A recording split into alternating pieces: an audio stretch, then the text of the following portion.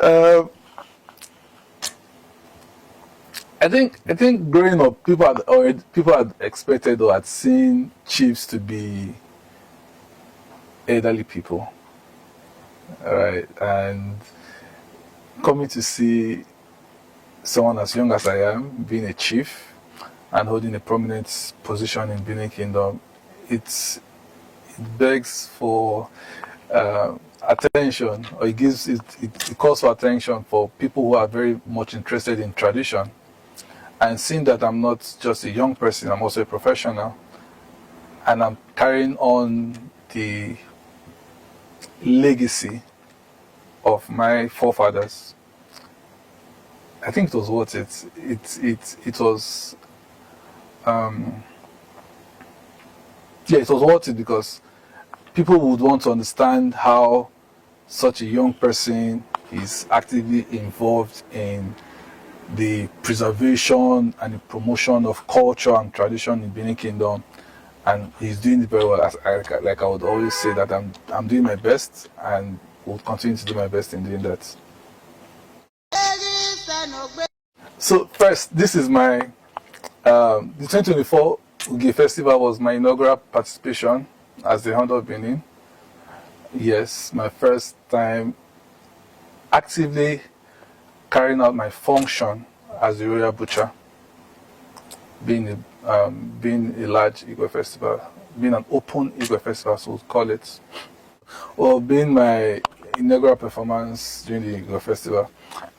Proud to this time, I was an onlooker, like I would say, although my dad had been the Hound of Benin, but I wasn't really active in terms of performing roles. So this the 2024 Igwe Festival was intriguing. It was a huge success. It was a display of royalty and glamour, as I would say. Chiefs coming out,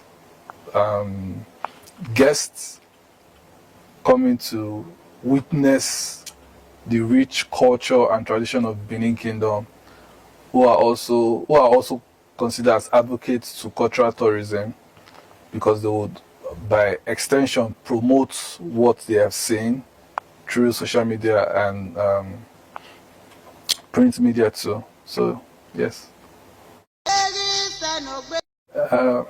it's something I've always known I was going to do.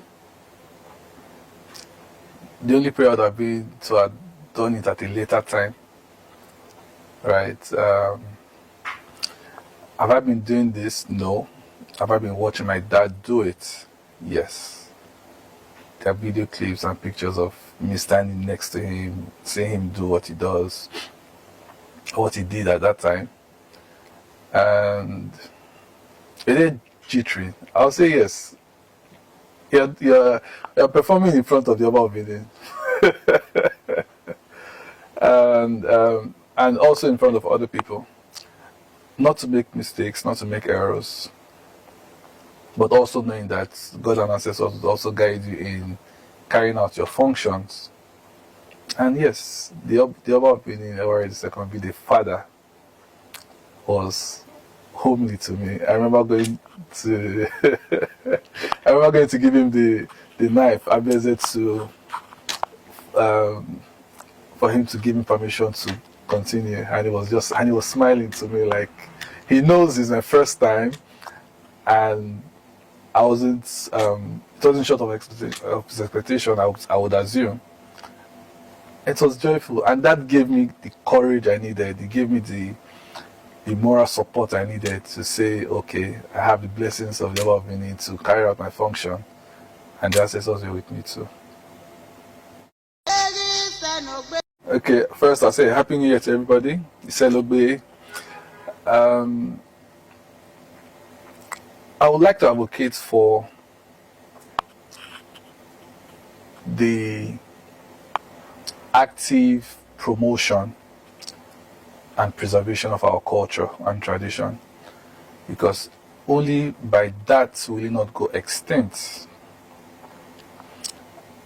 And not just the physical part of it, also the verbal theoretical part, which will be the languages. If we do not actively preserve our culture, crafts, it will go extinct, and it's just a matter of time. So I'm calling on all meaningful Edo people to join and support the Oba of Benin in his dedicated spirit to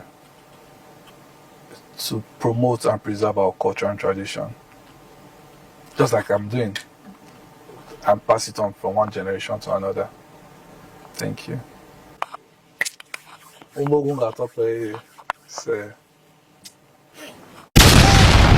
Mauset TV, the eyewitness.